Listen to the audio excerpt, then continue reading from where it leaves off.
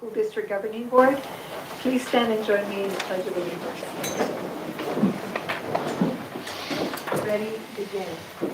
I pledge allegiance to the flag of the United States of America and to the republic for which it stands, one nation, under God, indivisible, with liberty and justice for all. Thank you. First, I'd like to make the announcement that if you're vaccinated, if you're totally vaccinated, that you may remove your mask during this meeting since there are no children present. Thank you. I'd like to announce that in closed session, the board, in a vote of 4-0, one person being absent, the board voted to approve a compromise agreement and release in OAH case number 20211000016. The agreement includes funds for special education services and fees in exchange for a waiver of claims against the district.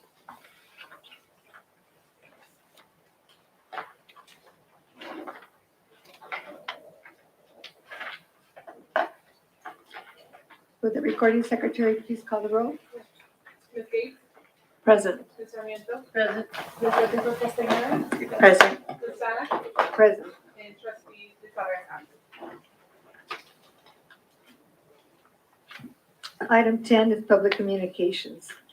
Public communication provides the public with an opportunity to address the board regarding an item on the agenda or other topic. Anyone wishing to address the board shall submit a request for oral communications card. Cards are available near the entrance to the boardroom and are to be submitted to the recording secretary. A member of the public who wishes to address the board on any such matter is limited to 3 minutes for one matter, up to a maximum of 5 minutes for all matters. There shall be a limit of 20 minutes for any matter unless such time limit is waived by a majority vote of the board. Members of the public may not yield any time to other speakers. No board action can be taken. No speakers? Thank you. Item 11 is to accept the agenda. To approve. Thank you. At this moment, I have staff request to pull agenda item 14B for pending contract revisions. This item will be brought forward to a future board meeting. Would you like to amend your? I'll amend my motion, thank you. And I'll second that. Okay, we have a motion by Ms. Sarmiento and a second by Ms. Betancourt Castañeda. Please vote.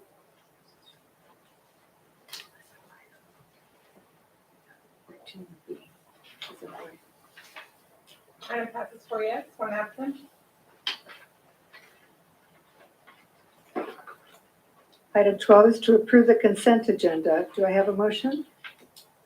Motion to approve. And is there a second? I'll second. Any discussion? Hearing no discussion, I have a motion by Ms. Betancourt Castañeda and a second by Ms. Gates. Please vote. Item passes 4 yes, 1 absent.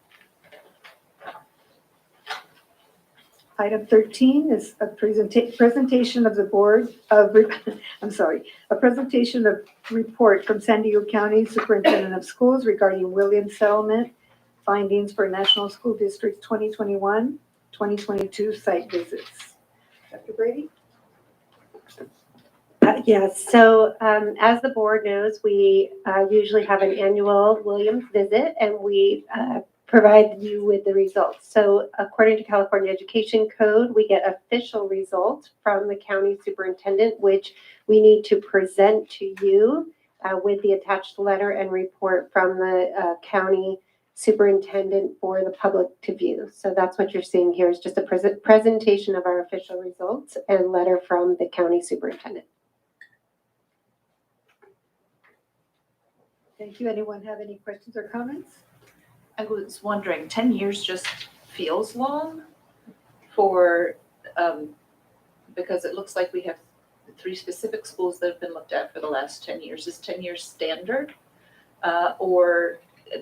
This is new for me for this type of, to discuss this type of review. So I'm curious as to what goes into establishing that length of time frame. And And at what point those specific schools may be off of that timeframe? Well, it is not standard to stay on for that long, but it was part of the No Child Left Behind legislation. And when the No Child Left Behind sunsetted, they did not sunset this, and we got stuck in a loop for all of those years. And we are hearing that new legislation will hopefully take them out of this requirement. So it's just, It is. it's just kind of just been in suspension and a continuous check-in. Yeah. Do you want to add to that, Dr. Kraft?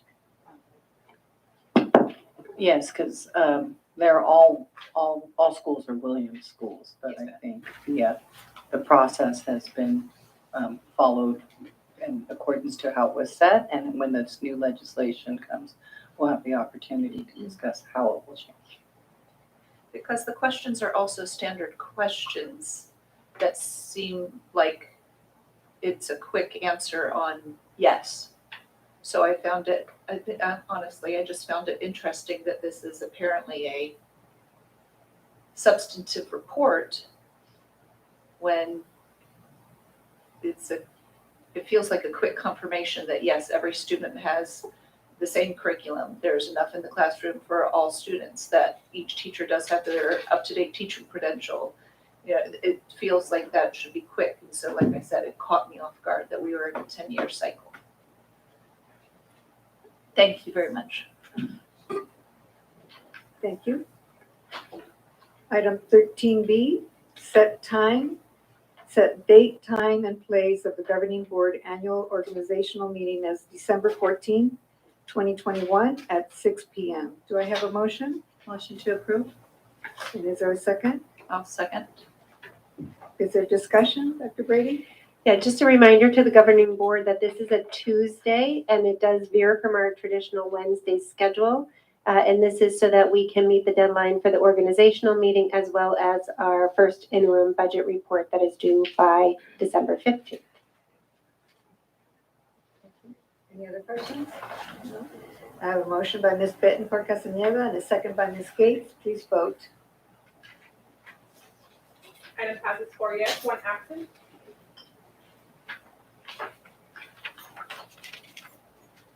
Item 14A is a report by Integrity Charter School on the 2020-2021 school year, academic achievement and goals for the 2021-2022 school year.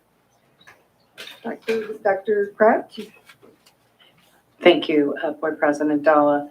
As the board knows, we recently went through a renewal process with Integrity Charter School and emerged with a memorandum of understanding.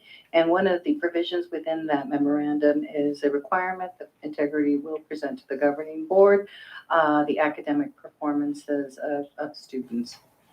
With that, I'd like to ask Dr. Fahey to introduce her team and go ahead and begin your presentation. Thank you so much. Good evening, President Dalla and board members and Dr. Brady. So happy to be here today. Okay, is it on? Yes, okay, sorry. And I'd love to present to you today our data for the 2021 school year. And the next slide.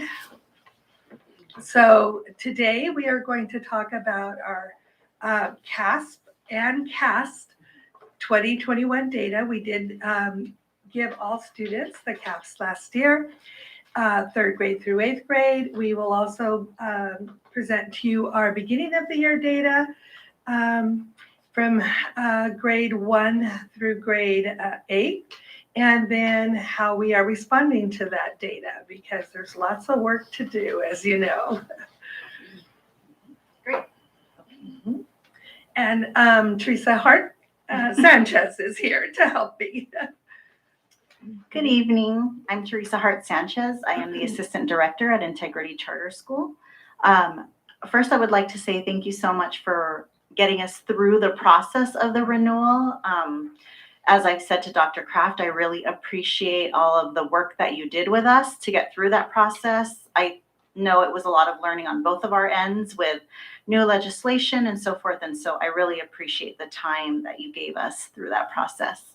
And so as we've all gone through, we all went through school closures, as you all know, then from school closures to distance learning, and then now we're all coming back, right? And so I wanted to share our data that we gave. We decided to give the CASP. Let me say that first. I know that it was a choice for districts and schools to give the CASP. As a team, our instructional leadership team decided that they wanted to give the CASP just to get some information. So we're using it as a baseline and seeing how much did our students retain from the in-person learning prior to the pandemic and then through the pandemic and where we are. So we'll go over that data first. We have some things we know we need to work on as well as some celebrations. So we'll talk about that. So here is our graph for our CASP 2020-2021 ELA data. So overall, we had about an 8% decrease in ELA from 2019 to 2021. The CASP was given in 2019. I'm sorry, yeah, the 2019.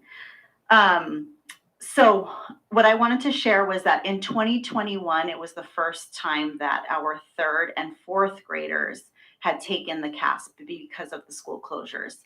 And many of our students, any of the state testing, some of them were at home because they chose not to come back in hybrid. So some of our students took the test at home and some of them took it at school, just to give you a little bit of background around that.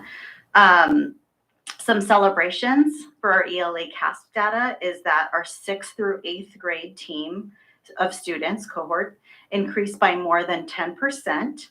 And in the 4th and 6th grade cohort, so the students that were in 2nd grade and 4th grade, when they were in 4th and 6th grade, their scores increased.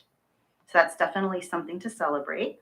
But we do know that we have some challenges and we've got to pick up the pace this school year, at least try, right? So then we have our 2020-21 CASP math data. And so overall, we had about a 20% decrease from 2019 CASP data to the 2021 CASP data. Again, just to remind you, our 3rd and 4th graders, it was their first experience taking the CASP. And just like with the ELA, some of our students were at home and some of our students were in person. The 18-19 cohort of 3rd graders decreased in 2021. And then the 18-19 5th and 6th grade cohorts maintained in 2021. A celebration that we have is that our 18-19 4th grade cohort increased by about 12% in 2021. Okay. We also decided to give the CAST, right? The CASP and the CAST. And so there was an overall decrease of about 4% from the 2019 to 2021 CAST test. Okay. So now what we're going to do is we're going to move on to discuss our current students, the beginning of the year data. This is the data that we collected when our students came back to us after school closures, when all of us came back in person, and we wanted to get a baseline for how our students are doing as of them coming back to school. And so this guides our data and our instruction as we move forward.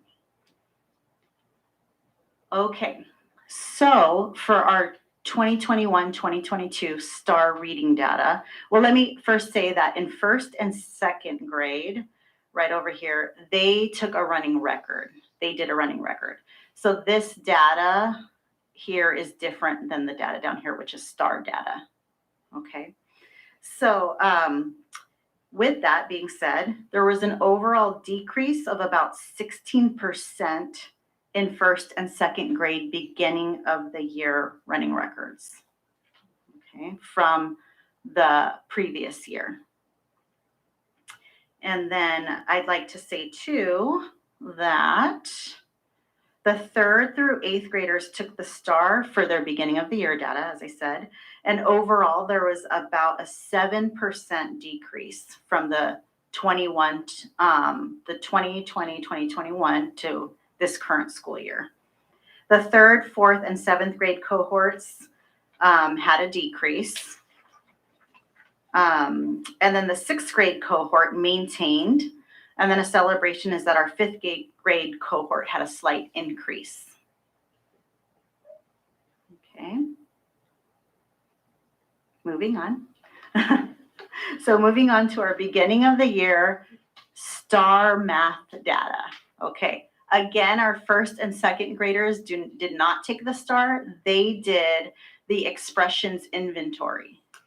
I just want to clarify for the board that the BOY is beginning of the year. I know you're saying it, but I think that Okay, thank in you. looking at it, not making that connection that They're like, are we talking where about the your girl, boy students? yeah, so that was our giggle. Sorry, Yes, it is no beginning, worries. just for the board, it's beginning of the year. Thank you. So our 1st and 2nd grade did their expressions inventory, which is the math curriculum that they use. And so that's what they use for their beginning of the year data.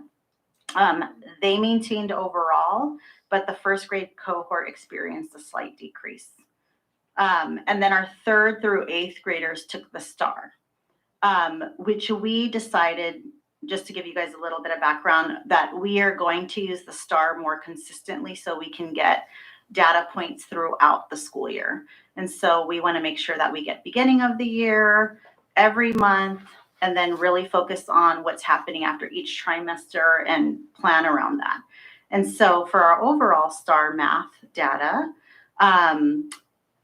there was an overall decrease of about 13%.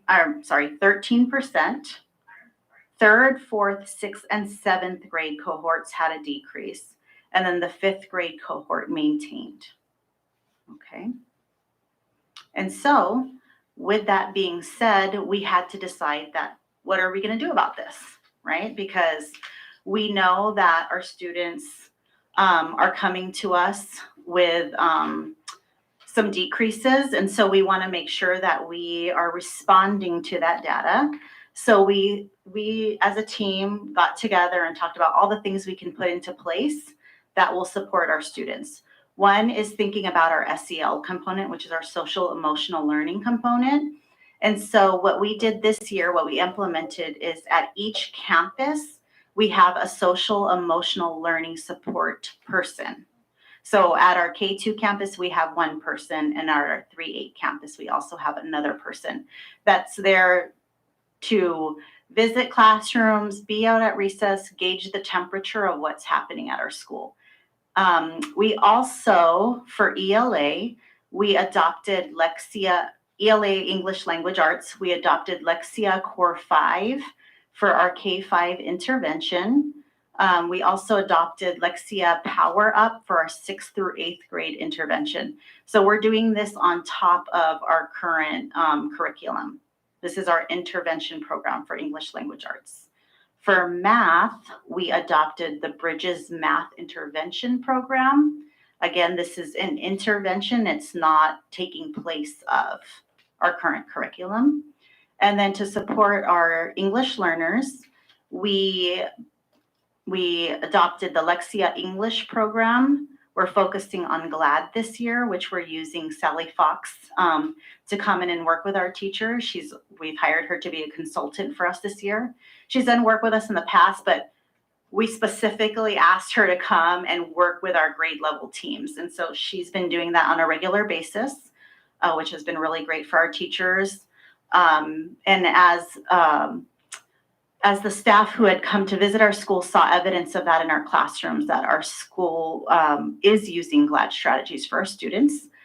I also would like to add that we have a tandem teacher for every grade level. So something else that we implemented this year is a 3rd teacher that supports each grade level. So we have 2 classes per grade level, and then we hired a 3rd teacher to go into both classrooms throughout the day in order to provide small group instruction in math and ELA for both classes, full-time.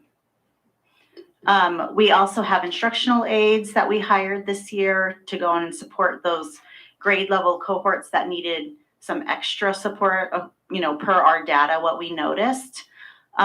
We also added, which I'm really excited about, an instructional lead teacher at the K2 campus. So we have had an instructional lead teacher who was coaching and supporting our staff. She was supporting K through 8, and so we decided to have one at each campus, which is really nice. And the teachers are getting on-the-spot coaching as well as feedback on a daily basis. So this has helped a lot too in giving our teachers what they need, because they also need support during this time.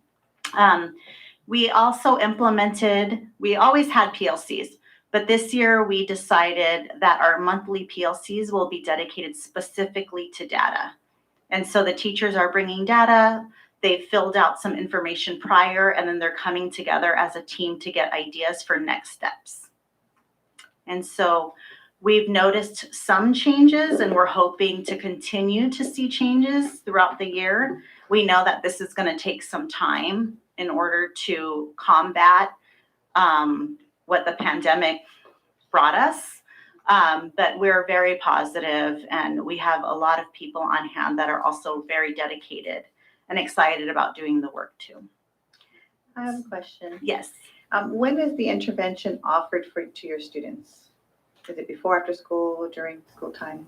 We offer intervention during the school day. Our tandem teachers can help that, but we also offer tutoring after school.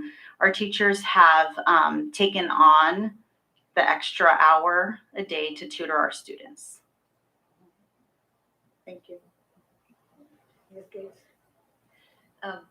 So I'm wondering if you have data on your standard summer drop. Often we do that end of year assessment, and then we have that summer loss. Just because, noticing those differences as we begin each year is important. And so I'm wondering if you have some of that comparative, and you don't need to have it for me now, but if you've been able to take a good look at that and see what what we expect. We usually turn around and go, they went home and didn't read it all this summer. We can tell because, they went from this level to this level, and we have to do a little pickup. Just for some comparative for yourselves. And then the other thing, I do want to thank you for delineating the cohorts, because too often we just look across third grade, not understanding that this third grade class went to fourth grade, and we have a completely new class in third grade, and you can't just compare last year's third grade class to this year's third grade class. We have a completely different group of students. So thank you for taking the time to make sure we could track that with the different color blocks. But those are my two thoughts at the moment. Speak a little longer, I'll probably have others. Thank you. Okay, I have a question. I know that on your ELAs, the 4th through 6th grades did increase. So what percentage of this group was virtual, and what percent was in the classroom? Roughly about 50%, because that's what we had. We had about 50% of our students did come with using the hybrid model. We're on campus, and then we had about 50% that stayed home. And it was that across all grade levels. All grade level, okay. Dr. Pratt? Yes, I'm just curious with the administration. I know that a lot of districts had some challenges. Did you have a software like we had that there could be monitoring by the teacher when the administration was happening, when the students were at home? Did we have monitoring? Well, I can honestly say that the teacher was on watching the time that it took, monitoring through that end. But as far as being able to, and the kids had to have their cameras on. We did have the students have their cameras on. But besides that, there was not any other type of monitoring. And we did talk to parents who, asking them not to help their child while they were at home. So we know the data, could have been a little helped along, during that time.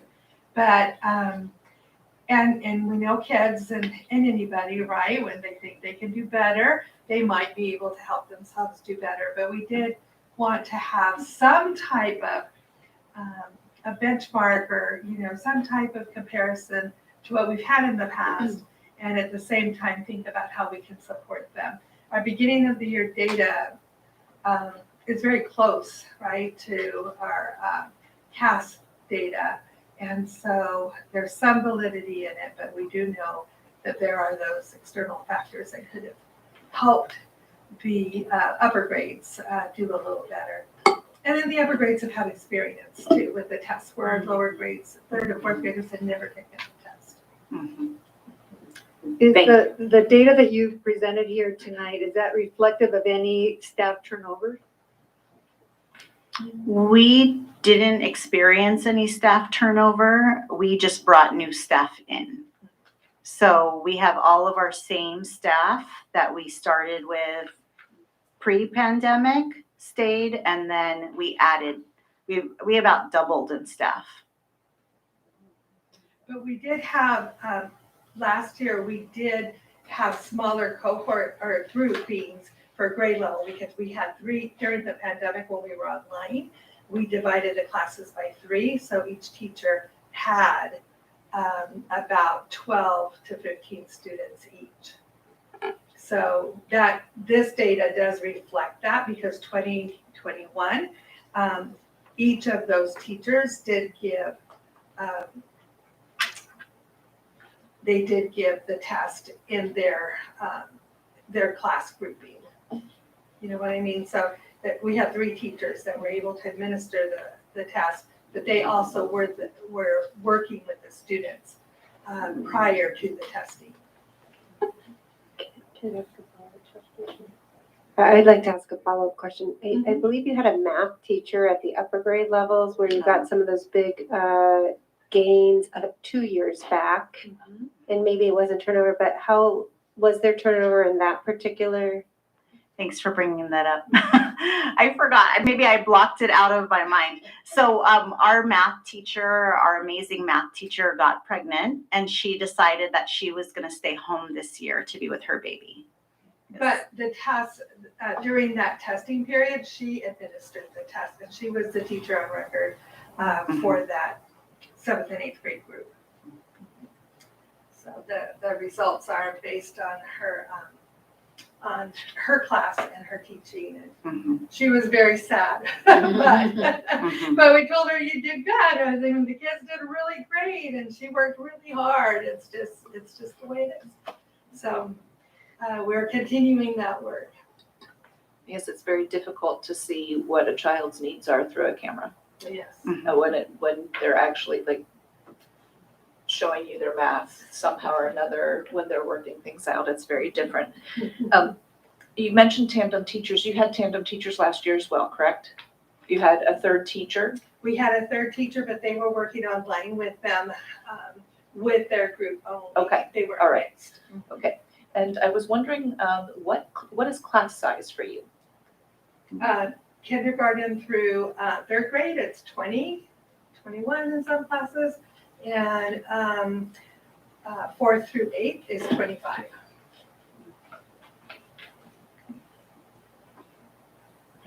And, have you involved the parents in trying to raise the scores, and are they concerned? I'm just curious about that.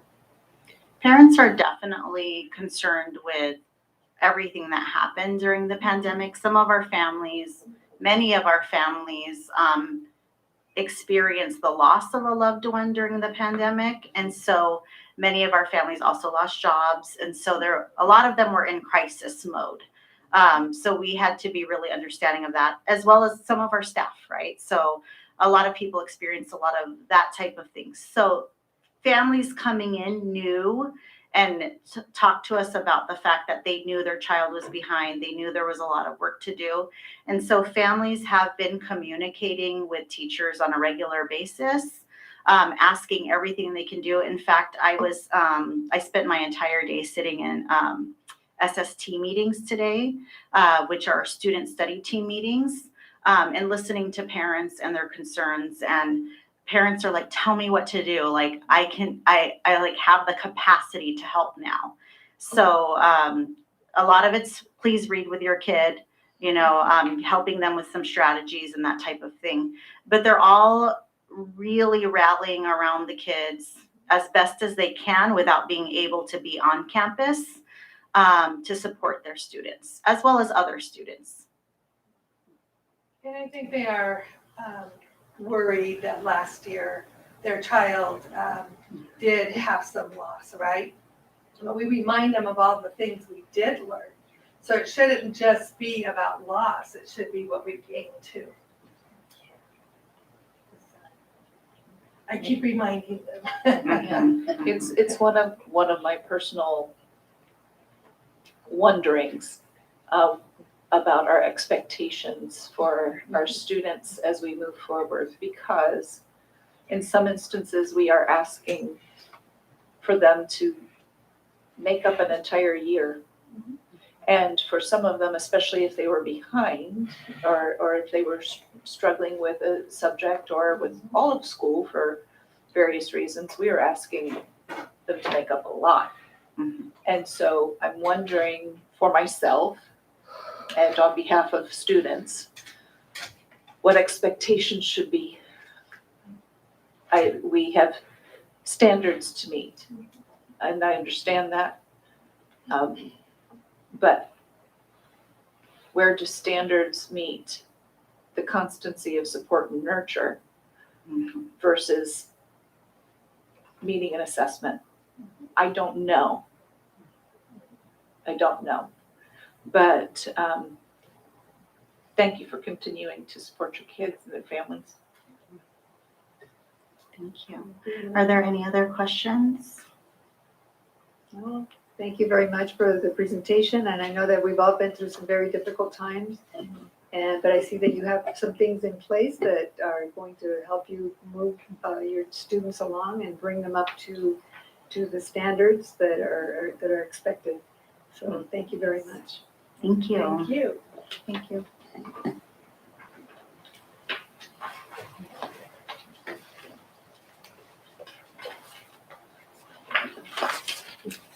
Okay, item 14 was pulled.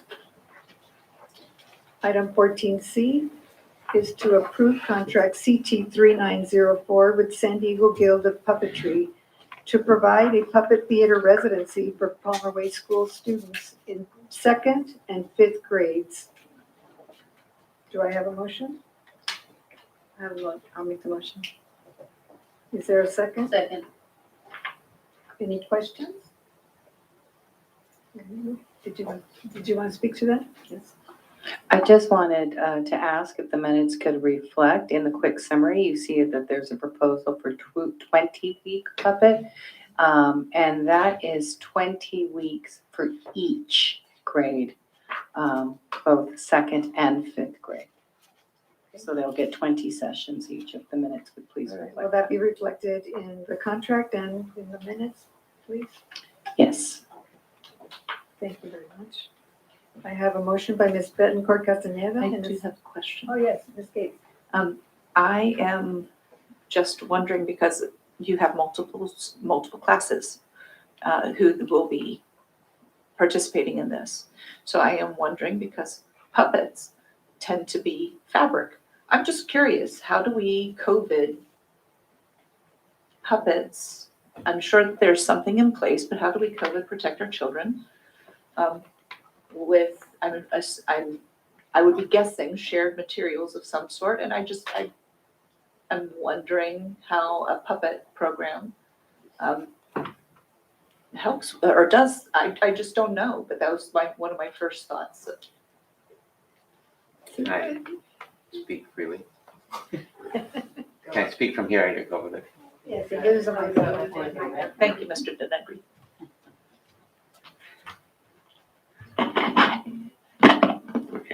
Good evening. It's been a long time since I was here. This feels weird. Yeah, so they don't actually bring puppets. All the kids make their own. So part of the program is they write out their plays, they act out their plays, they also make all their own puppets. So they don't bring in puppets for kids to share. So it's not something that you might think of like the puppets with the sticks and all that kind of thing. But they do make some cool looking puppets. But every child makes their own, and it's kind of gradually increases. So they'll start out with like popsicle stick puppets, but then by the end they'll make some pretty elaborate puppets. That's more fun anyway. Yeah, they enjoy that aspect very much. Thank you. Any other questions? Okay. Have a motion by, Dr. Croft. Okay. Okay. Motion by Ms. Betancourt Castañeda and a second by Ms. Sarmiento. Please vote. Item passes 4 yes, 1 absent. Item 14D is to approve Memorandum of Understanding CT 3907 with San Diego County Superintendent of Schools to accept funds and services from the California Literacy State Development Grant for the National School District. Do I have a motion?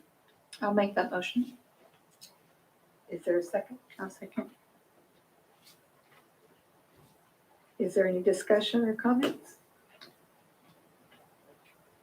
Dr. Grant? Yes, the board remembers, I put this in the memo, that a national school district was approached to be part of the state grant focused on literacy with a particular focus on English learners. We did receive the grant.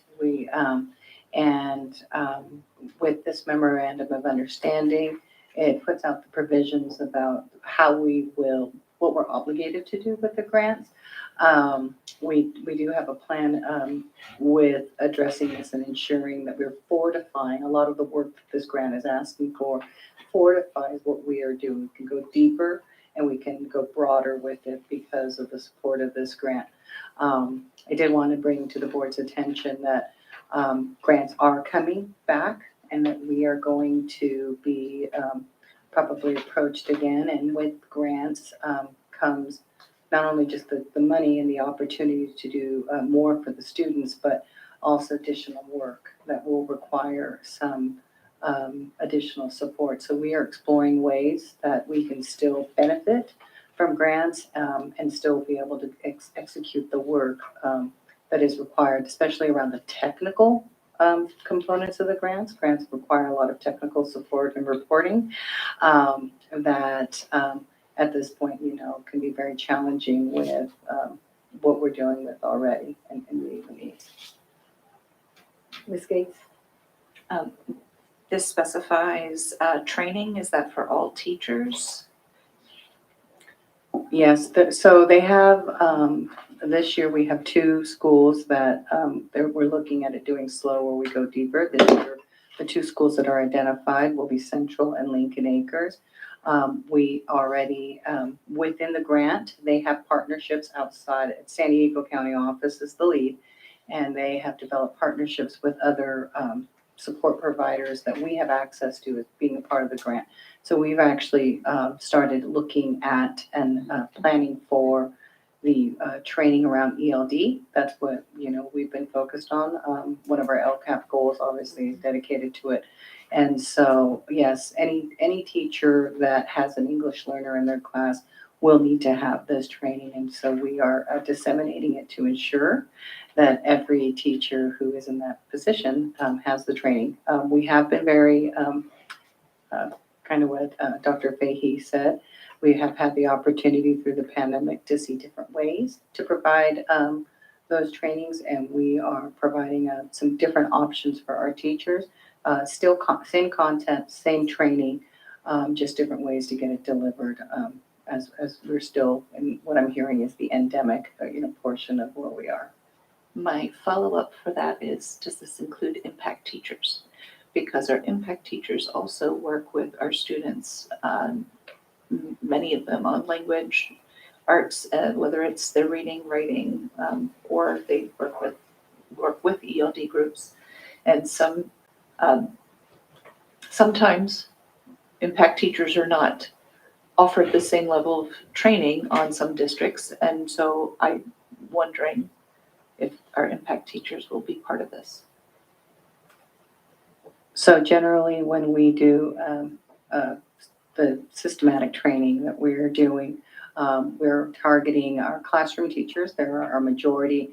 A lot of times with our specialist group, we will provide a targeted training that is in particular, for example, our counselors. They don't necessarily need to dig into certain components of the standards, but they need to understand the implications of it when they're providing services. So we are looking at providing trainings that are appropriate for the tasks that the teachers do. So long answer to your question is that we are looking at ways that we would take what we are training and make it appropriate for the work and the scope that an impact teacher does, an LAS, a counselor, in those particular pieces. Okay, thank you. Dr. Kraft, the contract states that the district office will choose 2 central office administrators to lead the literacy plan. Do you have somebody in mind? Yeah, actually, we have all been working on it as a team. Point person is me and Ms. Hayes, but Dr. O'Connor also. There's components of the grant that cross the work that we're all doing. We work collaboratively, but the main point person is me. If it's a particular for EL, it would go to Ms. Hayes. If it was particular for literacy, in and of itself, it would go to Dr. O'Connor. So I have talked to the county about that. They just need a centralized person, and that would be me. I said at least 2, so you have more than that. You're covered. Yes, that's good. Thank you. Any other questions or comments? No? We have Dr. Brady. Yes, I just wanted to acknowledge one more comment. On the first page of the agreement, it says that the provision of services is entered into on the 29th day of October, which doesn't correspond with one of our board meetings, and it doesn't correspond with the term of agreement, which is throughout the rest of the contract, which is the 11th of November, which is tomorrow. Should the board approve this item, it would enact tomorrow. And the reason for that is that this is in conjunction with another entity, the County Office of Education, that has their own board. And so they have to approve the authorization of services, which would be the provision of services on the 29th of October. And then our board would enact the term of agreement when and if it's approved. So we'll try to make that clearer in our descriptions moving forward. Just wanted to make sure that you were aware of that today. Thank you. Anyone else? Okay. We have a motion by Ms. Gates and a second by Ms. Betancourt-Castañeda. Please vote. And it passes 4 yes, 1 absent. Item 15A is to approve contract CT 3902 with the University of California, San Diego, and National School District for a student teaching agreement. Do I have a motion? I have a motion to approve. And is there a second? I will happily second. And is there any discussion or comments? If Dr. Hernandez? So I would just like to add additional notes for the minutes that on page 82 of the agreement, it does have language where it states that the university will pay a cooperating teacher and it will be submitted through the district by the university for disbursement. So it is given through the district and then we would pay the employees even though it's at no cost to us. So moving forward, I will be adjusting the university agreements and ensuring that that is part of the agenda item if there is any type of agreement where there is a stipend for our cooperating teachers. Thank you, Dr. Hernandez. I have a motion by Ms. Betancourt-Castañeda and a second by Ms. Gates. Please vote. And it passes 4 yes, 1 absent. Item 16A is to accept gifts. Do I have a motion? Move to approve. And is there a second? A second. Any comments? Hearing no comments, I have a motion by Ms. Sarmiento and a second by Ms. Bettencourt Castaneda. Please vote. And it passes 4 yes, 1 absent. Item 17 is Board Cabinet Communications. Ms. Gates? Thank you to everyone tonight for being here. Thank you from Integrity Charter for coming and sharing with us and celebrating your students again. It's always a joy to hear how another school within our group is doing. So thank you for coming. I also want to specifically thank El Toyon and Rancho de la Nacion for allowing me to come on campus the Friday before Halloween. So Dr. Kraft spent some time with me that afternoon, and I got to go around, and it was, I got to be sung to by kindergartners, and if that's not fun, what was it, the can, the like, and the she songs, they were pretty awesome, which also says a lot for the imagination, again, of our teachers as they make learning accessible to our kids.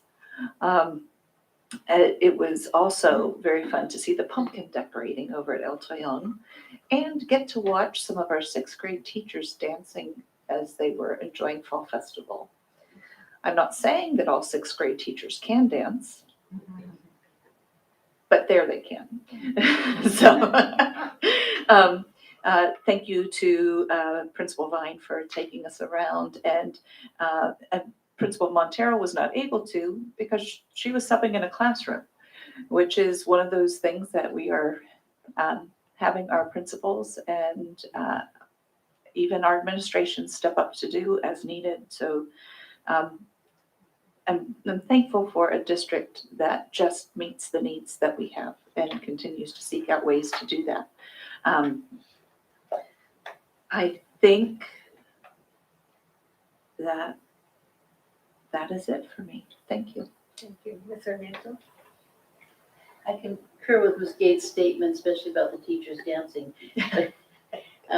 Again, too, thank you, Integrity, for your presentation. Always a pleasure to see you here. And I'm thrilled that we are now having our students vaccinated. And it's exciting to me knowing that they could come back to school and we can be whole again. And that's really thrilling. Thank you. That's all I have. Thank you. Ms. Bettencourt Castaneda? Thank you. I would like to first thank the Verona Tribe for their grant to El Toyon so they can build their worm bed. I know some people are super excited about worms. I will definitely go out and take a look. I'm not sure if I would actually hold them.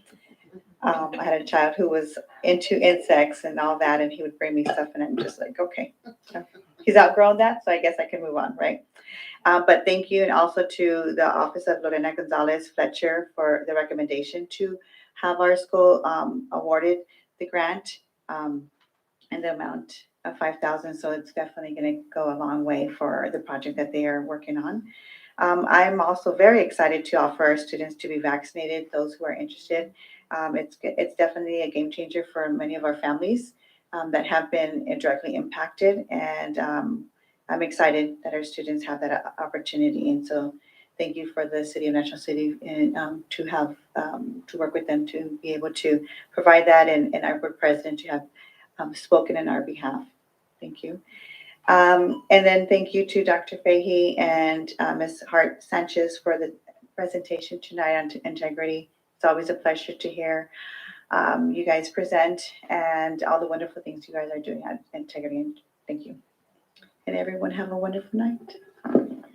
Thank you. Dr. Hernandez? Just want to wish Integrity, thank you so much for coming and sharing your data with us, and just want to wish everyone a good night. Thank you, Dr. Kraft.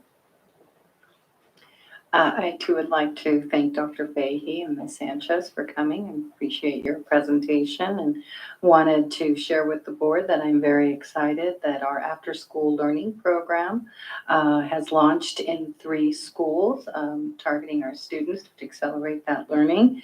And next week we will have 2 more, and we anticipate in December that we'll have a program up and running at every school serving our kids. And I wanted a special shout out to the principals and to the teachers. As you have said, Ms. Gates, they are stepping up and they're giving our kids what they need. And I know it's hard work, and I just wanted to recognize them. Thank you.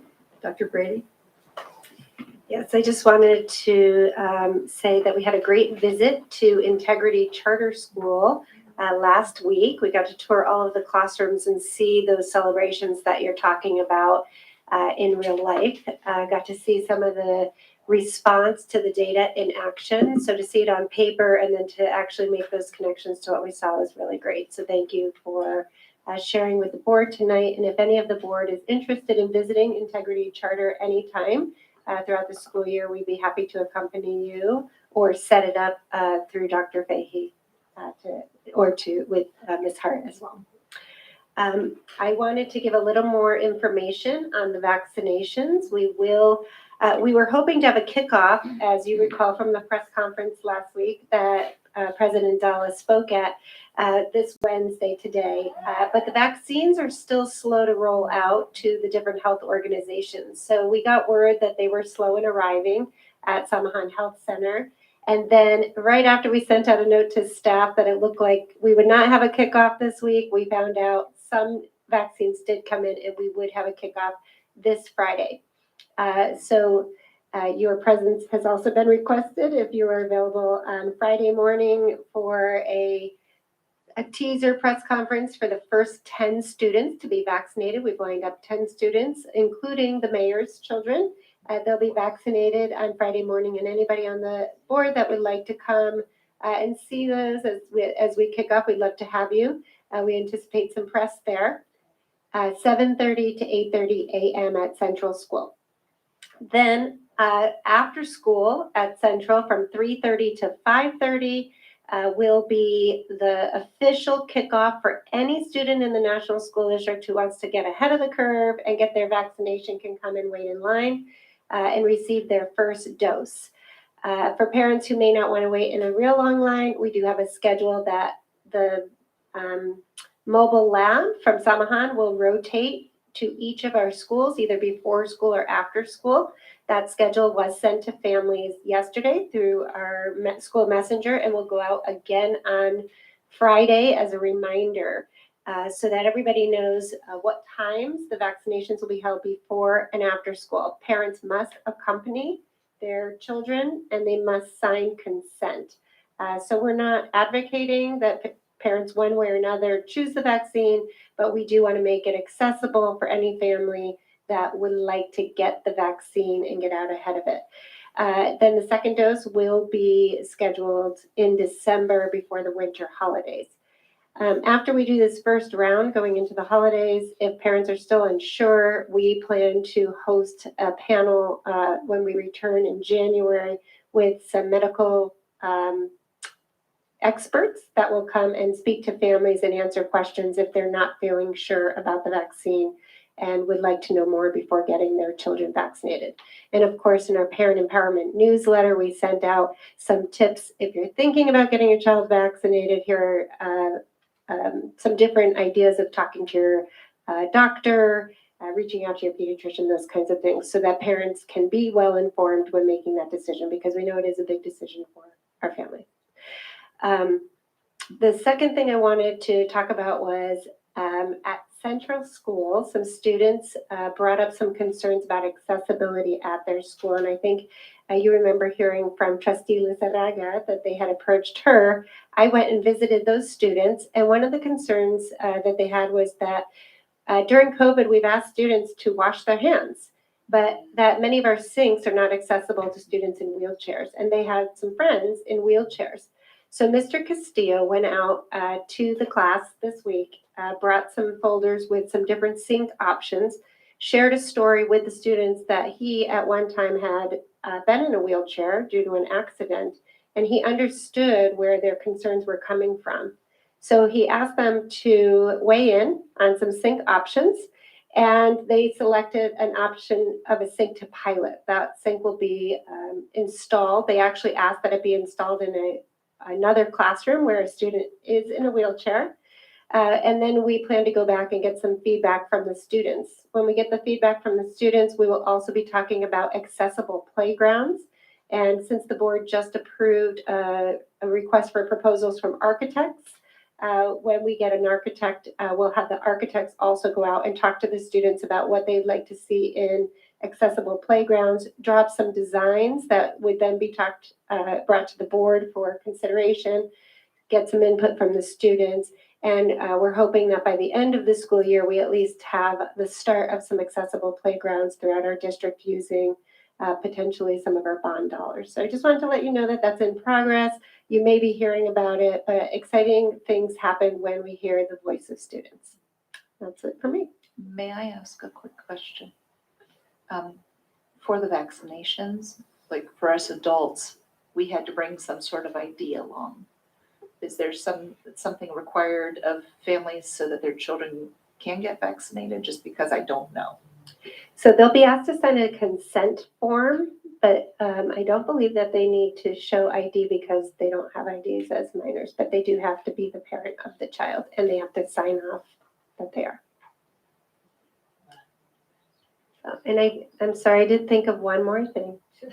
I did hear some questions about Integrity Charter School. So if you would like to call me tomorrow, Dr. Fahey, I'd love to talk to you about maybe some options of having a day at Integrity Charter School if you wish to get your student population access to the vaccines as well. Ms. Betancourt Castañeda? I just wanted to add, since we won't be meeting until after the holiday, to have everybody have a happy Thanksgiving. Thank you. I'd like to thank Teresa Hart Sanchez and Dr. Fahey for their presentation. Thank you very much for that.